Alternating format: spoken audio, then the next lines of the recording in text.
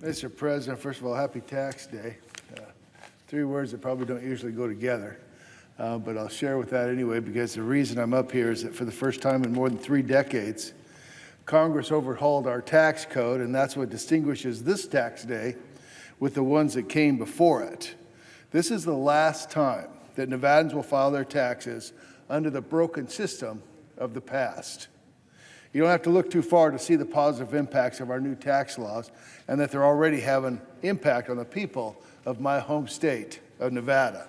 Nevadans and Americans throughout the country have already benefited from keeping more of their hard-earned money. In fact, more than 1 million Nevadans have seen their paychecks get bigger last month because we doubled the standard deduction, we doubled the child tax credit, and taxpayers in every income category received a tax cut under this bill. Furthermore, Mr. President, since President Trump signed the Tax Cuts and Jobs Act into law just a few months ago, more than 500 companies throughout the country have committed to giving their workers bonuses, pay raises, enhanced benefits as a direct result of tax reform. Let me share a few of those in my home state. About 11,000 Nevadans got a raise. Roughly 13,000 Nevadans received special bonuses of up to $2,000.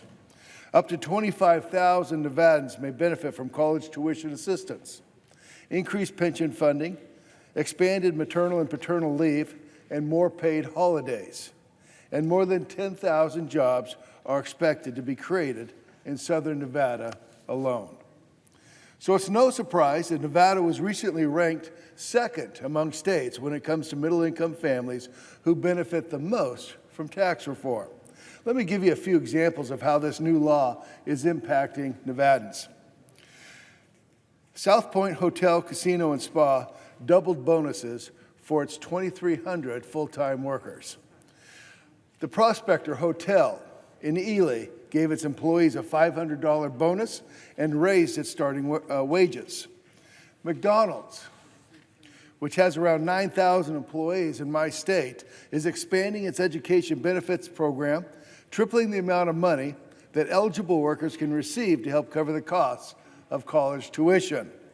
Lowe's Home Improvement, which employs more than 2,000 Nevadans, announced its expanding benefits like adoption assistance and parental paid leave, and giving bonuses to up to $1,000 to its employees.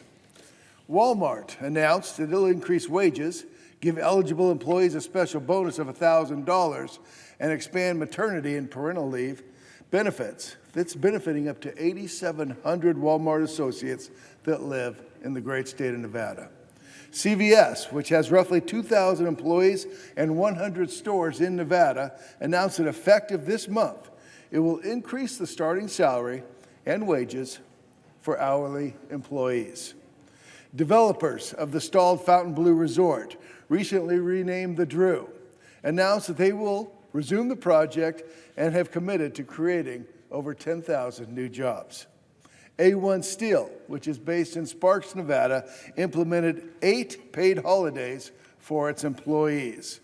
And finally, Mr. President, Cox Communications said it will give around 1,750 Nevadans bonuses of up to $2,000 today. Yes, on tax day, they will be giving their employees bonuses of up to $2,000. Mr. President, this is just the beginning. During a phone call from the National Federation of Independent Businesses in Nevada, roughly 9 in 10 Nevada business owners said that because of the new tax law, they plan to take action that includes increasing workers' wages and investing in their companies. Several companies are also pledging to put more of their capital back into our country rather than overseas. Apple, which recently broke ground on a new facility in Reno, announced it would create 20,000 new jobs nationally, open a new campus, and directly contribute $350 billion to the U.S. economy over the next 5 years. Make no mistake about it, the Tax Cut and Jobs Act is working for the people of Nevada. And despite the bill's critics, who have described these tax cuts as crumbs and said it's the worst bill in the history of the United States Congress, this new bill couldn't have come at a better time. Let me tell you again why. Under the failed economic policies of the Obama administration, Nevadans suffered through 8 years of historically low economic growth. Think about this. In those 8 years, the average economy growth was less than 2%. As a result, wages and workers suffered. Job creation suffered. And the middle class America suffered. It's been reported that nearly 8 of 10 Americans who work full-time are living paycheck to paycheck. And if you live in Nevada, you're more likely to be living paycheck to paycheck than if you live anywhere else.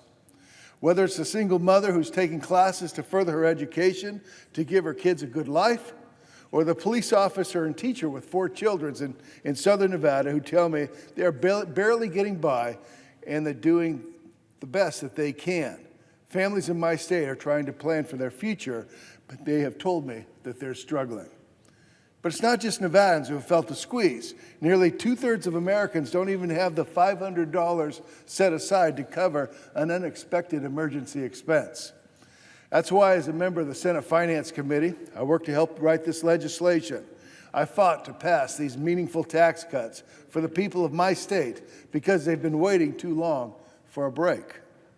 I was proud to propose and secure a provision in the new law that doubles the child tax credit to $2,000 per child. Think about this. The enhanced child tax credit could mean enough money for a family of 4 to cover more than 6 months' worth of groceries, buy school supplies for 4 kids, and purchase more than 9,000 diapers, and allow families to better plan for their futures.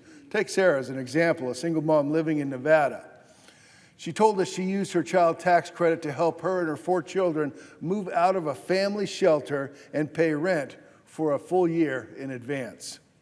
In addition to doubling the child tax credit, we doubled the standard deduction, cut rates for low-income and middle-class families. It's expected that a typical family of 4 will keep more than $2,000 this year.